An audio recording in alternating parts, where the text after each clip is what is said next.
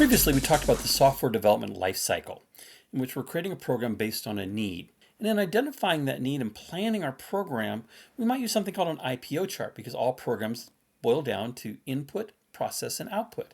We're going to take the input, we're going to process to get some particular output. Now, that input and output usually is happening in our interface. And that's particularly true in a GUI interface or graphical user interface. But here in Python, we're building console applications. And so we're going to create our input and display the output as part of our code. So that building the interface and then the coding of the project in the back end to make it do something is kind of combined here in our Python programs. Oftentimes I see students who write their code and think, oh, I'm done. I wrote my program. But they don't adequately test and debug their program. And that is a critical step. In that testing and debugging, we want to make sure everything works correctly. And if there's a problem, most often we're going to go back to our code and change our code a bit. But we may go back and change our interface, or we may go back and change our planning process in the need statement, because maybe it just really isn't meeting the need. The code and that process is usually where most of the bugs occur. Now, why is this important? Well, let's consider an automotive assembly line. And the engineer comes to the foreman and says, we noticed a problem with the steering and the truck just doesn't turn left. But let's go ahead and finish these trucks and get them out and sell them and hope the buyer just doesn't notice it. Now, you're not going to buy that truck. I'm not going to buy that truck. Nobody's going to buy that truck. And the same is true for our software. Our software, if it has bugs and it crashes, is not going to be purchased, or our client's not going to pay for it, or they're going to sue us. So we're going to make sure we thoroughly test. As a beginning programmer, if you get hired by somebody, there's a pretty good chance you get hired initially as a quality assurance technician. You're going to be testing and debugging the applications that somebody else has written. And they want to make sure that you can test and debug because that is critical. Again, nobody's going to use our program if it doesn't work correctly. One thing that we'll do in this course is provide you sample input and output for that input. So you have some guidelines of how to test. We're going to make sure we use that input and we get the correct output. I would encourage you to not stop there, but test more than that. And we want to make sure we test every fork and every path. As our programs get more complicated as we progress through the course, we may have different pathways that our program does something. Let's say, for instance, we're welcoming a user, and based on the clock, we're going to say, hey, good morning, good afternoon, or good evening. I want to make sure I test that in all three of those scenarios. I want to test for various data input. We're having the user enter an integer. And we're expecting them to enter a positive integer. But what happens if they enter a negative integer? And what happens if they enter a 0? Sometimes programs that try to divide by 0 will crash. We want to pay attention to the details. Make sure our spelling is correct. Make sure that the grammar of the output is correct if you're concatenating things into a sentence structure. And then I want to consider the interface. Does this make sense to our end user? When we develop software, we do field testing where we watch other people use our application, just kind of watching over their shoulder. Can they figure out how to use it? Do they use it correctly? Or are they confused? The bottom line is faulty programs, or programs that have bugs or crash, cost us money. And they can cause us to lose clients, and they can cause you to get fired. Well, let's talk about the different types of errors that we might encounter. The first is syntax errors. This is a problem with our code. Maybe we misspelled something. Python is case sensitive. Maybe I spelled a variable with a lowercase letter and with an uppercase letter, but those are not the same thing. Maybe I left a comma out somewhere. One of the most common issues I see with syntax errors and beginning Python coders is indentation. Python is unique in that it uses indentation or white space to create structure. And if your lines are not indented correctly, then your program will crash or not provide the correct answers. So syntax errors are problems with our code. The Python idle editor will often point out syntax errors with a dialog box when you try to run your program. Here where it says I'm expecting a colon, and there's a colon missing after the word prime. Notice the little highlight of the comment after the word prime points to the area where the problem exists. In the Python idle editor, when you run your program, you may get a traceback error message, which is this area seen here in red. This gives some key information about the error it encountered, including usually the line number and maybe an error message. In this case, it says the name prime factor is not defined. The line number is located down here in the bottom right-hand corner of our code. And if we look at line 27, we see the word prime factor there, but prime factors is what we defined a couple lines above. Just a simple deletion of the letter S. Fix that and the program may run just fine. A second type of error is a logic error. And that's a problem with our algorithm, the steps that we use to get from the input to the output. Remember, algorithm is just a fancy word for the steps to solve a problem. And if those steps aren't correct, then we're not going to get the right output based on the input. Maybe we have a formula somewhere that just is not correct. Logic errors and syntax errors can coincide in that maybe I created the right algorithm, but when I enter that algorithm into a formula in my code, rather than adding two numbers together, I actually multiply two numbers. And that creates a logic error in terms of I'm not getting the right output for the input. A third type of error is a runtime error. Logic errors we catch when we do the testing and make sure the output aligns with the input. Runtime errors occur when our program crashes because something occurred that was unhandled. For example, going back to that 0, the user entered a 0 as the denominator for a division problem. And in trying to divide by 0, our program crashes because it goes into infinity. Another runtime error might be an endless loop. So we need to make sure we handle those types of situations. In most languages, we have something similar to a try-catch structure. We try something, and if that doesn't work, we catch that error and do something else. Maybe give an error message to the user or try a different approach to keep the program from crashing. In debugging, I'm also looking at the user interface and the user experience. I'm trying to step back and look at it from the end user's point of view. Does my interface look good? Does it make sense? Does the user know what to do?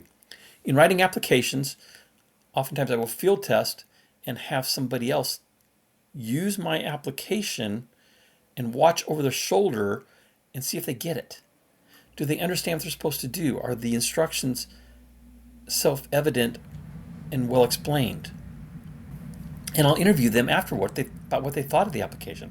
What would they change to make it better? And since we're talking about a software development lifecycle, there will probably be a next version of the application.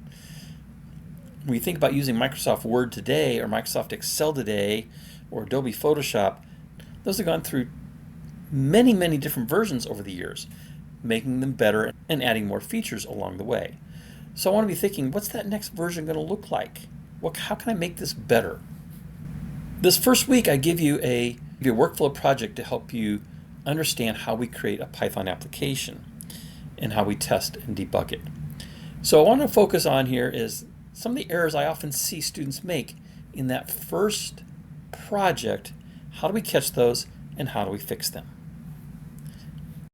In assignment 00, I walk you through a workflow demonstration of creating a project that determines the prime factors of an entered integer. In the instructions, I give you a screenshot that shows some input and the resulting output. So we have the user enter a positive integer or 0 to end, and they entered 364, and we should get 364 because 1 times 2 times 2 times 7 times 13. And then a few other examples, one of which 31 is a prime number, and so there's two different paths here of the application. One path shows the prime factors, the other one says that the number is a prime number and only divisible by itself and 1. Here then is the code that I have you replicate from another video. And we want to run and test it. So I'm going to go to the Run menu, Run Module. And after saving my changes, the program comes up and I'm asked to enter an integer. We'll do that 364.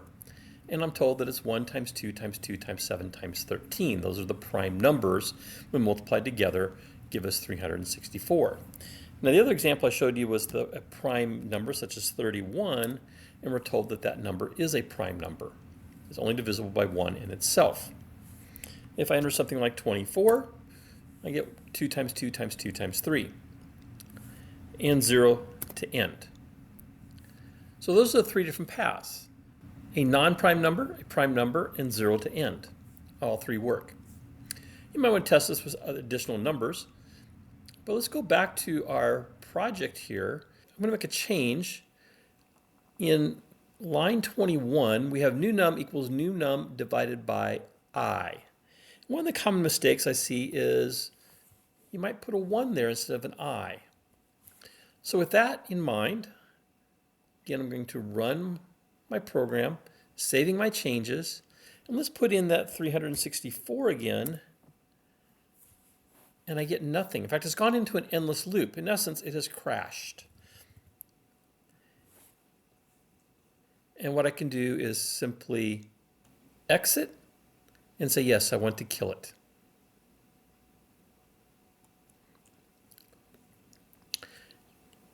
Now, in that case, we didn't get any error messages. But the fact that it's in an endless loop, it's just hung, I'd want to look at something inside one of my loops. And I have several loops here. I have a while loop, I have a for loop, I have a while loop. And it might take a little while hunting for that answer. But oftentimes, that 1 and an I being confused is a common problem.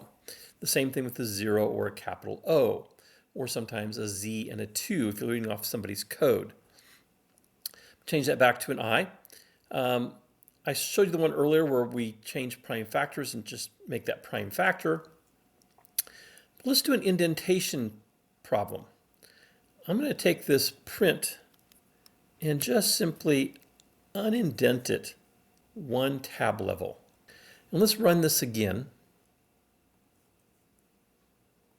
And again, I'll enter 364.